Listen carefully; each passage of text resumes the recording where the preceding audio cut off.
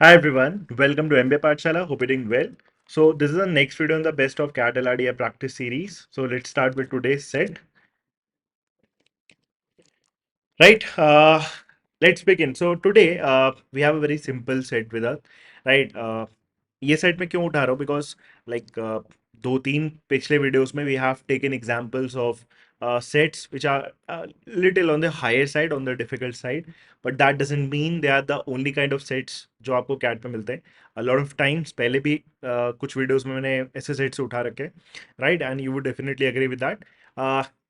Again today as an example I would be picking a set जहाँ पे बहुत ज़्यादा कोई प्रायर नॉलेज वगैरह रिक्वायर्ड नहीं है, right. Simple common sense would lead you to the answers, right. Interesting puzzle, simple puzzle, number filling puzzle within a grid, right? So let's start with this, and as always, try this set first yourself and then proceed on with the rest of the solution. Now, right, so let's start solving this set. This came in actually CAT 2017, and right, let's start reading this.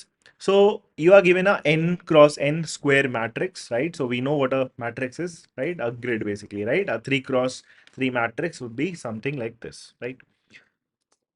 N cross n square matrix to be filled with numerals, that is numbers, so that no two adjacent cells have the same numeral. Two cells are called adjacent if they touch each other horizontally, vertically, or diagonally, right? So I'll explain to you what is actually meant by adjacent cell. So for example, if I have a 3 cross 3 grid, so suppose ये वाला अपना cell है, तो इसके adjacent कौन होगा? वो सारे cells जो कि इसको या तो लाइक हॉरिजॉन्टली टच करता हो, फॉर एग्जांपल दिस, या वर्टिकली टच करता हो, फॉर एग्जांपल दिस, या फिर डायगनली टच करता हो, as an example this. Clear है? सो ये तीनों हमारे क्या हो जाएंगे? इसके नेबर्स, या एक तरीके से इसके एडजेसेंट हो जाएंगे, ठीक है. So a cell in one of the four corners has three cell adjacent to it, right? So अब कैसा भी तुम grid बना लो, whether it is a 3 by 3 grid or let's say it is a 4 by 4 grid, यहाँ पे जो भी होगा उसके adjacent हमेशा 1 2 and 3 ही आएगा. That is also given as an example, right?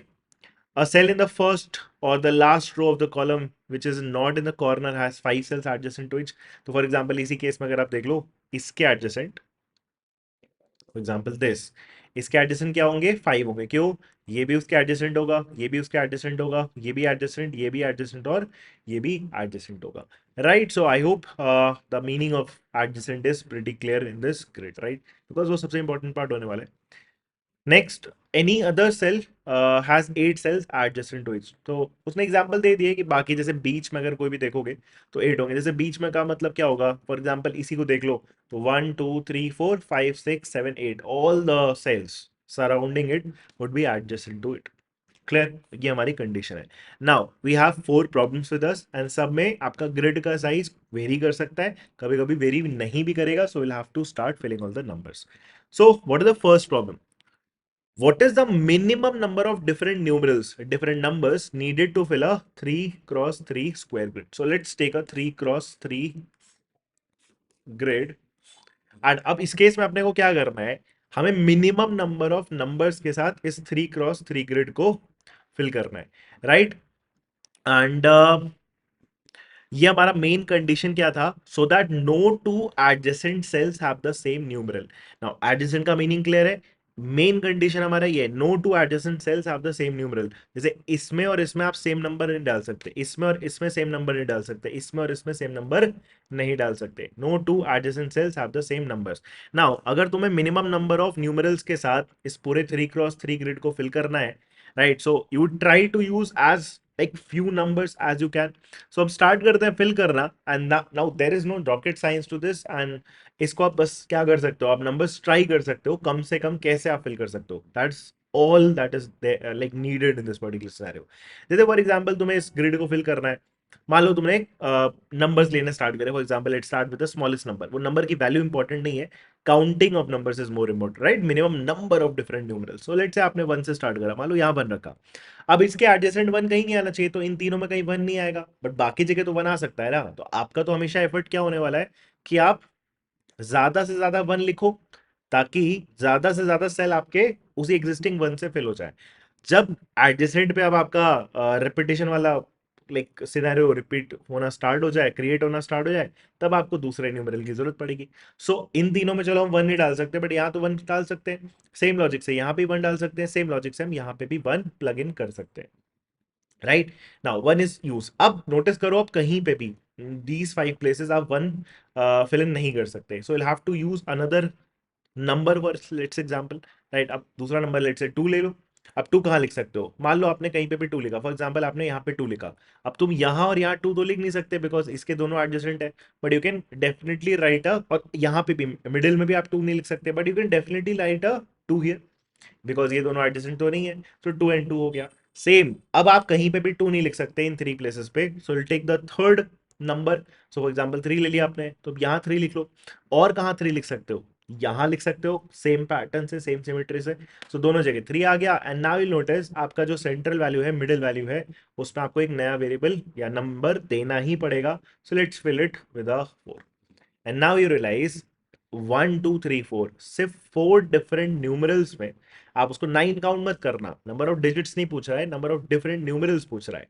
तो डिफरेंट हमारे न्यूमरल्स कितने लगे?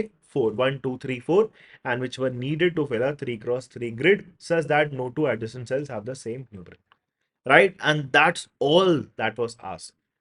राइट, 2017 का सेट है, सिंपल प्रॉब्लम्स थे, but yes you have to do this very quickly, right, because simple set है। तो इस पे टाइम इन्वेस्ट भी हमें कम करना चाहिए।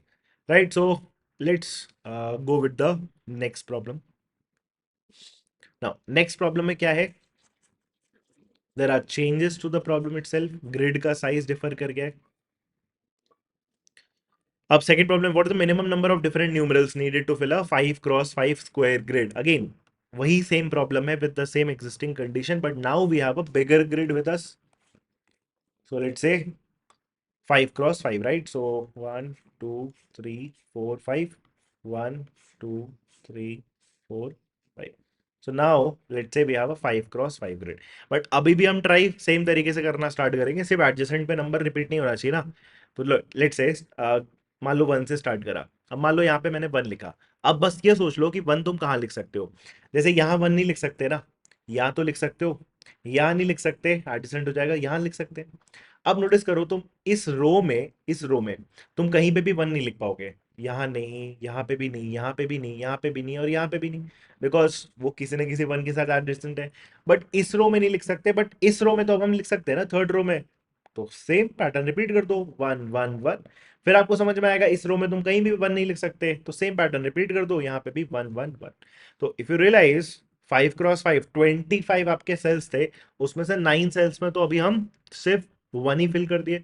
सो करेंटली हमारा number of numerals required was one.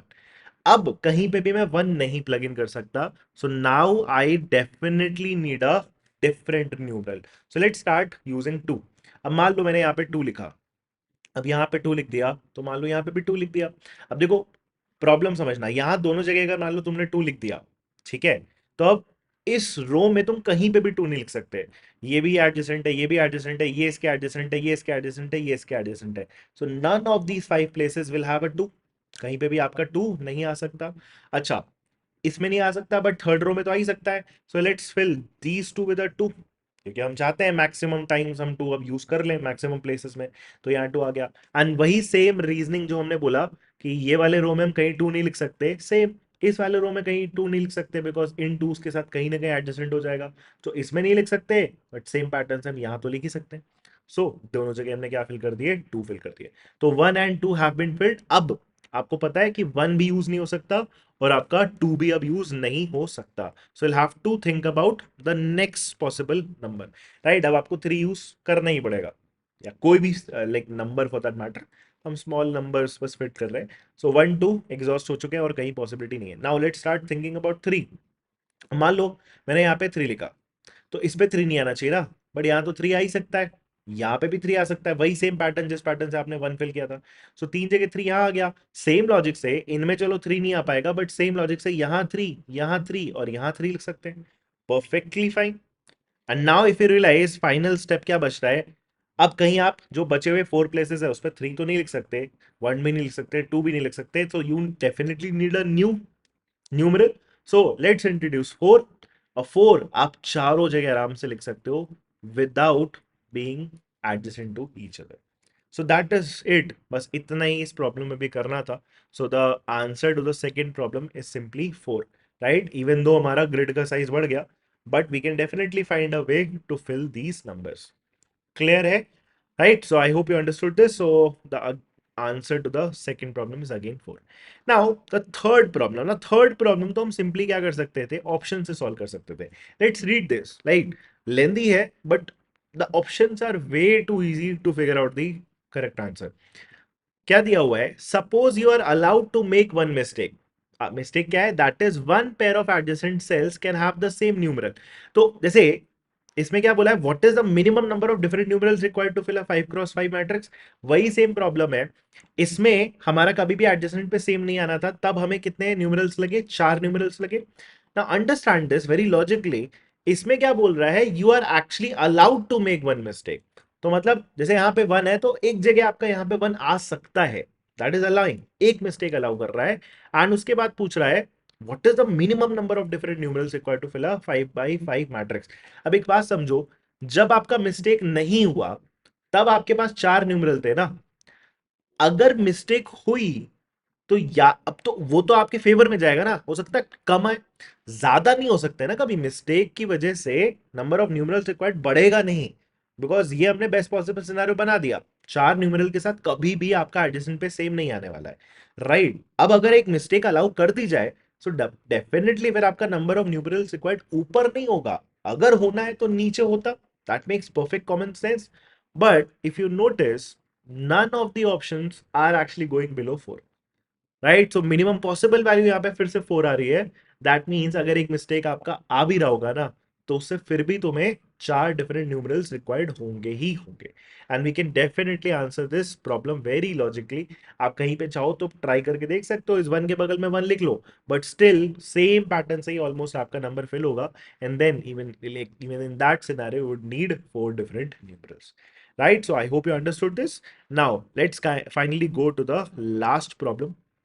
Let's quickly erase this bit.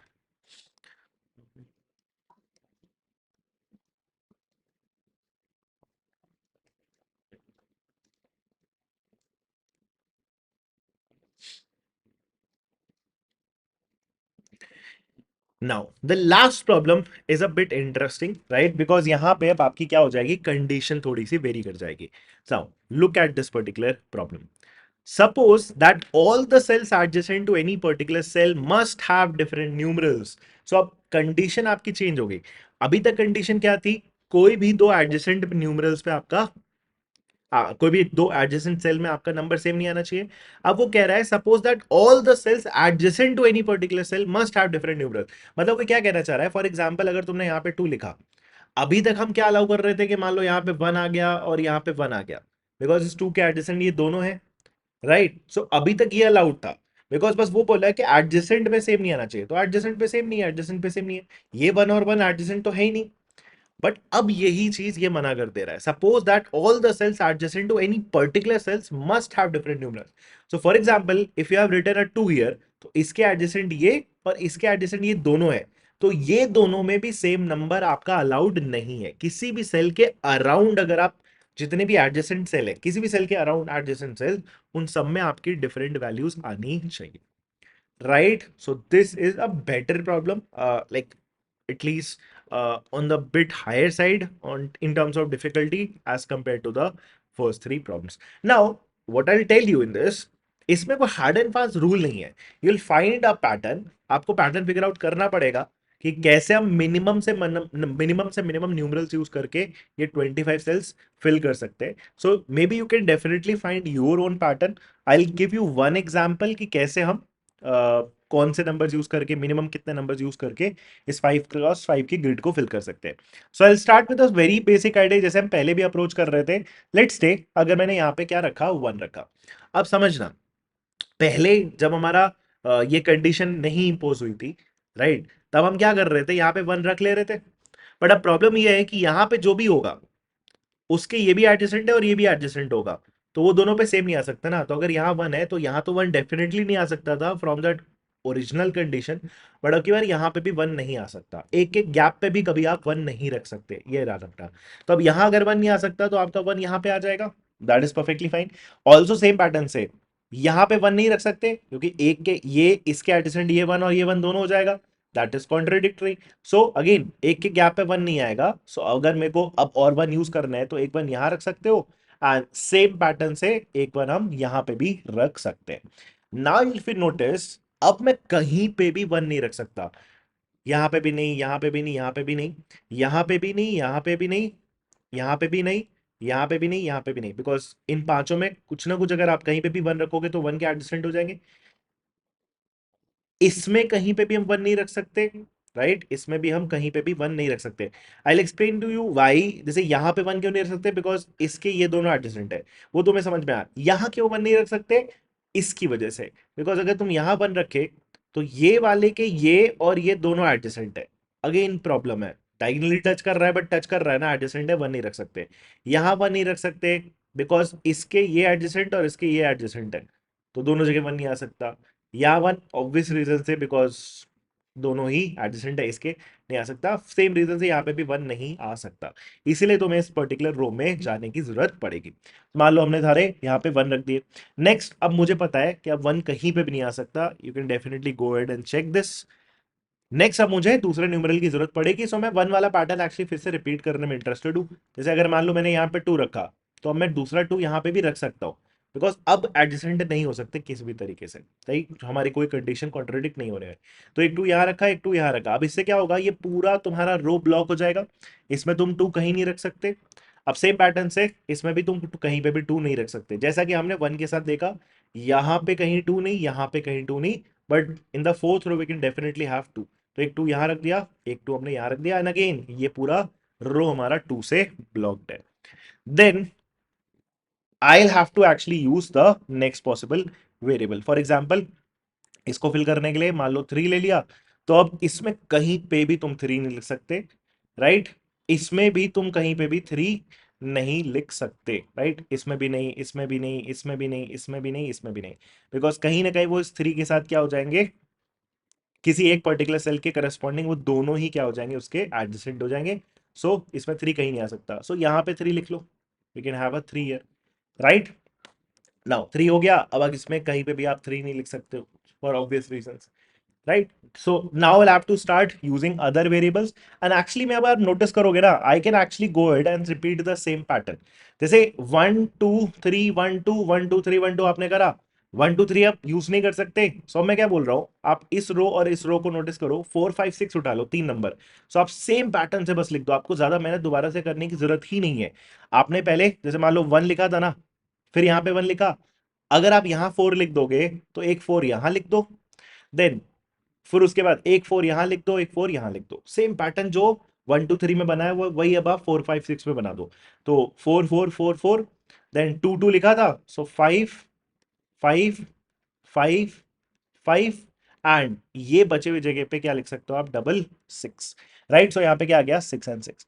Now अब क्या होगा, ये जो हमारी मिडिल वाली रो है, इसमें तो आप कोई भी नंबर यूज नहीं कर सकते जो एग्जिस्टिंग नंबर है, one two three four five six, none of the numbers can now be used, so I'll definitely have to use 7 8 and 9 with the same pattern। 7 अगर यहाँ लिखा तो 7 यहाँ दोनों जगह नहीं लिख सकते, तो यहाँ 7 लिख लो। फिर आपको 7 अब कहीं नहीं लिख सकते, तो you'll need a different number, तो लेट्स से 8 इंट्रोड्यूस करा, 8 अगर यहाँ आया तो यहाँ पे 8 आ जाएगा, एंड बिकॉज यहाँ पे अब ना 8 आ सकता है ना 7 आ सकता है, और none of the existing ones, तो यहाँ पे आपको एक नया न्यूमरल फिर से चाहिए होगा, so you'll have to introduce a 9। So that is the minimum number of numerals required, right? So that is the minimum number of numerals required to fill this entire grid, right? With like satisfying all the given conditions. So the answer to the fourth problem would be 9, right? So I hope you understood this. If you have any doubts, you can just put that in the comments. Thank you.